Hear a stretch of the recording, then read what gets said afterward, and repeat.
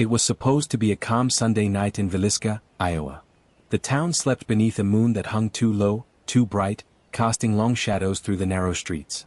At exactly 7:30 a.m. the next morning, the first screams shattered the silence.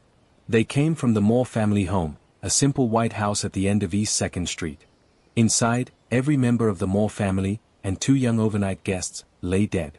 The weapon, an axe, found nearby, its handle slick with blood. The scene was unlike anything the town had ever witnessed. 8 victims. No sign of forced entry. No valuables missing. No reason anyone could understand. Josiah and Sarah Moore, both well loved in their community, had tucked their 4 children, Herman, Catherine, Boyd, and Paul, into bed after attending a church event earlier that night. 2 neighborhood girls, Lena and Ina Stillinger, were invited to stay over. By morning, all 8 were gone. Sheriff Hank Horton arrived first. He was an old man who'd seen tragedy before, barn fires, farm accidents, even the occasional gunfight, but nothing prepared him for this. He stood in that doorway for a long time before stepping inside, hat in hand, whispering to himself, "Dear God, not here, not this."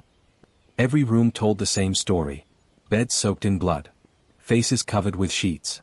The mirrors draped with cloth. Whoever had done this had taken time, careful, deliberate time. Rumors spread before noon. Some said the killer was hiding in the attic. Others swore they'd seen a strange man walking the tracks that night, carrying a lantern and humming hymns. The town that had always left its doors unlocked suddenly felt the grip of fear. By sunset, Villisca was no longer the same place. It had become a symbol, a whisper in every small town about what darkness could hide behind white picket fences. And as the decades passed, the mystery deepened. Investigations turned cold. Witnesses died. Theories multiplied. And yet, one question endured: who killed the Moore family, and why? But what if, after more than a century, new evidence surfaced, something buried deep within forgotten police files, pointing to a truth darker than anyone dared imagine? Because tonight, we reopen the Villisca axe murder case, not as rumor, but as revelation. When investigators began piecing together what had happened inside the Moore house that night, they quickly realized something wasn't right, not just with the crime scene, but with the silence surrounding it. Every door had been locked from the inside. The curtains drawn. The clock in the parlor had stopped at exactly 12:45 a.m. On the kitchen table, beside a plate of half-eaten food, lay a bowl of bloody water, as if someone had calmly washed their hands before leaving. Josiah Moore's head had been struck first, the axe blade embedding deep into his skull. Each of the other victims had been killed the same way, not with chaos or haste, but with calculated brutality. Even the children. The doctor who performed the autopsy said quietly, this wasn't rage. It was ritual. The police were desperate. They had no motive, no witnesses, and no footprints outside. So they began looking inward, at the town itself. The first suspect was Frank Jones, a respected businessman and former employer of Josiah Moore. Moore had once worked for him, selling farm equipment, before leaving to start his own business, taking several of Jones's biggest clients with him. Rumors said Jones never forgave him. Some claimed Josiah was having an affair with Jones's daughter-in-law, though nothing was ever proven. Still, in a town where gossip carried more weight than law, that was enough to ignite suspicion. Then there was Reverend George Kelly, a traveling preacher who had arrived in Villisca just before the murders. He was eccentric, known for his nervous energy and unsettling sermons. Witnesses said he left town on a 5:19 a.m. train the morning after the murders, hours before the bodies were discovered. Later, he allegedly wrote letters to investigators claiming God had shown him visions of the killings. When police questioned him, Kelly confessed, then retracted his confession. He described details only the killer would know, the position of the bodies, the axe hidden beneath the bed, but each time he was pressed, he broke down, weeping, saying, "The Lord compelled me to speak his truth." Still, there was no physical evidence tying him to the crime. No fingerprints, no bloodstains, no witnesses placing him at the scene. Months passed. The town's fear turned to anger. Vigilante groups formed. Strangers were chased out of Villisca. Families started sleeping with guns beside their pillows. By the end of 1912, investigators had followed more than 50 leads, from jealous lovers to deranged drifters, even members of a rumored Midwest Axeman cult responsible for similar murders across Illinois and Kansas. But every lead went cold. Every theory fell apart. And through it all, the Moore house sat empty, its windows boarded, its walls whispering. Then, in 1916, a traveling serial killer named Henry Moore, no relation, was arrested in Missouri for a string of axe murders almost identical in method. He had slaughtered his mother and grandmother, both in their beds, and police discovered he had been near Villisca around the time of the murders. It seemed like the case was finally solved. But then came the twist. Henry Moore denied ever stepping foot in Villisca. The timeline didn't align perfectly. And as more detectives examined the files, they realized something chilling. The Villisca murders didn't fit his pattern. Whoever had done this, had done it for a reason. A reason buried in that quiet little town. And nearly 6 decades later, a forgotten set of crime scene photographs would bring that reason roaring back to life. For more than 60 years, the Villisca axe murders remained one of America's most haunting cold cases. Generations came and went, the old Moore house rotted under layers of dust and rumor, and the town's name became a whispered curse. But time, as it often does, has a way of unearthing what people try to bury. In the late 1970s, a young historian named Karen Hollis from the University of Iowa stumbled upon a forgotten box deep in the archives of the Montgomery County Courthouse. Inside were brittle documents, mislabeled evidence logs, and a set of undeveloped glass negatives. On the back of one, faintly penciled, were the words, Villisca House, June 1912. When Karen developed the negatives, she froze. The photographs showed the crime scene in horrifying clarity, the arrangement of the victims, the position of the axe, even faint impressions on the floor near the children's room. But one image stood out, a partial boot print near the back door, just barely visible under a trail of dried blood. At the time of the murders, police had dismissed it as belonging to a neighbor. But Karen, working with forensic imaging experts, digitally enhanced the print, revealing something the original investigators had missed. The heel bore a faint manufacturer's mark, St. Louis INCO, Model 5. That brand of boot had only been produced for 6 months, and only sold in 2 towns across Iowa, Villisca, and Macedonia, a small town just 30 miles away. Digging deeper, Karen uncovered a decades-old affidavit from a Macedonia sheriff.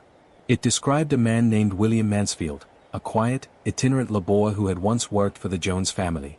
He had been questioned in connection with another axe murder in Kansas, but the evidence was inconclusive. Mansfield was said to have vanished in the summer of 1912. Karen's research reignited interest in the case. Modern forensic analysts re-examined blood patterns, weapon marks, and witness reports. One particular report, from a young woman named Mary Peckham, the Moss neighbor, had always been overlooked. She testified that on the morning after the murders, she saw a man walking down the road toward the rail yard. He was wearing a long coat despite the heat, and carrying what looked like a small bag. In the enhanced photos, experts found residue on the kitchen table, candle wax mixed with traces of kerosene. The killer had likely used a lantern with the chimney removed, to control the flame and move room to room in partial light. That technique matched forensic details from 2 other axe murder cases in the Midwest, both unsolved.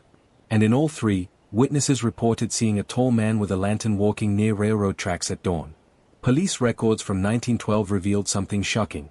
All the murders occurred within walking distance of a train line. Investigators now believed the killer traveled by rail, choosing families near depots, striking swiftly, then escaping under cover of night. William Mansfield fit that profile. He worked for a rail crew. He had a history of violence. And when authorities finally traced his employment records, they discovered he'd been in Villisca just 1 week before the murders, working a repair job on the Burlington Northern Line. The missing piece was motive. Why the Moss? Why the children? That answer came from an unexpected source, a journal belonging to Reverend George Kelly, the eccentric preacher once accused of the murders. In his writings, he described meeting a man of the iron rails, someone he claimed was burdened by demons and seeking redemption through sacrifice. Kelly's words were erratic, delusional, but within the chaos, they hinted at a horrifying collaboration, that Kelly may not have been the killer, but a witness to one. And then, in 1981, DNA analysis on preserved axe fragments revealed microscopic traces of blood from 2 different individuals, one belonging to Josiah Moore, and the other, to an unidentified male. It wasn't until 2002 that the match came. Modern DNA testing compared the unknown blood with samples from descendants of William Mansfield's family line. The results were inconclusive, not a definitive match, but a strong familial link. The revelation shook Villisca. After nearly a century, it seemed the truth had finally surfaced. Mansfield, the rail worker, had likely committed the murders, perhaps under the influence or encouragement of Reverend Kelly's warped theology. The case was never formally closed, but in the minds of many, justice had been served, not by the courts, but by history itself. Yet even then, there was one final secret still waiting inside the house. 4 decades after the murders, Villisca became a place that seemed frozen in time. The house stood like an accusation on a quiet corner, its windows staring blankly over the town that wished to forget. Locals whispered about strange sounds, footsteps when no one was inside, a child's laugh in the dead of night, the faint swing of a lantern through the attic window. Most dismissed it as imagination, others weren't so sure. When the new owners tried to renovate the house in the 1950s, construction workers refused to return after their first day. They claimed tools moved on their own. One described hearing the slow creak of floorboards followed by a whispering breath near his ear, but when he turned, no one was there. But beyond the ghost stories, the Villisca case left deeper wounds, social, emotional, and generational. 4 years, Iowa's small-town innocence was shattered. Parents no longer left doors unlocked. Children were told never to sleep near open windows. Traveling preachers and rail workers were viewed with suspicion, and the once trusted image of community safety was gone forever. Josiah Moore's descendants carried the tragedy quietly. Some changed their names and moved away from Montgomery County entirely. Others stayed, preserving what little they could of family history. One of Josiah's great-granddaughters later said in a 2005 interview, "Our family never stopped listening for justice, even when the world stopped talking about it." In the 1990s, a new owner bought the house and restored it to its 1912 condition, down to the wallpaper and oil lamps. They opened it as a historical site, not for thrill seekers, but to honor the memory of the victims. Still, visitors often reported sensations they couldn't explain: sudden temperature drops, the smell of kerosene, and the faint echo of a child's cry from the upstairs bedroom. Some believed the house was a portal to the pain left unresolved. Others, like historians, saw it as a mirror, reflecting America's fascination with darkness, crime, and the need to understand why ordinary places could hide unspeakable evil.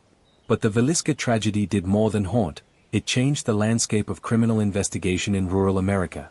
The case's failures became lessons for the next generation of detectives: preserve evidence, document scenes, avoid political interference. The mistakes of 1912 echoed for decades, shaping the modern forensic protocols we rely on today. Each year, on June 10th, locals hold a quiet vigil outside the house. There are no speeches, no cameras, just candles flickering along the sidewalk where the Moore children once played. It's not about fear anymore. It's about remembrance, about reclaiming the story from horror and turning it back into history. And yet, some nights, people say the house still hums, not with the sound of ghosts, but with the collective memory of a town that refused to forget. Time passes. Names fade. But stories like Villisca's remain, carved into the silence of memory. A century has gone by since that night in 1912, yet the questions, the fear, and the grief still echo through generations. The Villisca house no longer stands only as a crime scene. It stands as a monument to what happens when evil slips quietly into ordinary life. A reminder that even the smallest towns can hide the darkest secrets. But in uncovering these stories, we give something back. We give the victims what time tried to erase: a voice, a presence, a truth that refuses to disappear. Maybe that's why people still come to Villisca, not out of thrill, but out of respect. To feel the weight of loss, yes, but also to feel the fragile thread that connects us to them. Because when we listen, truly listen, their stories stop being just mysteries. They become lessons, warnings, whispers that say, "Remember us, so it never happens again." And as the candles flicker out and the house returns to stillness, one thing remains clear: every mystery, no matter how cold, still carries warmth. The warmth of remembrance.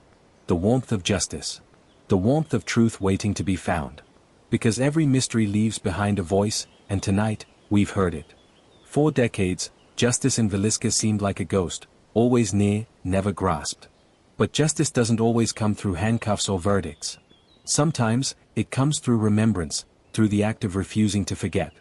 The families who once wept in silence have spoken again, through the documentaries, the vigils, the tours, and through every investigator who's reopened the file just to ask, what really happened here? In 2002, forensic teams returned to the case with modern technology, DNA sampling, behavioral profiling, and environmental scans. They couldn't name the killer, but they unearthed something equally powerful: clarity. The realization that the Villisca murders were not just an unsolved crime, they were a societal mirror reflecting the dangers of silence, of unchecked suspicion, of a community too afraid to confront its own demons. And in that realization, there was peace. The children's names, once whispered in sorrow, are now spoken in remembrance. Each June, lighted lanterns float down the main street, one for every life lost that night. Their glow fades into the distance, but the message remains bright, that evil, no matter how quiet, cannot bury the truth forever.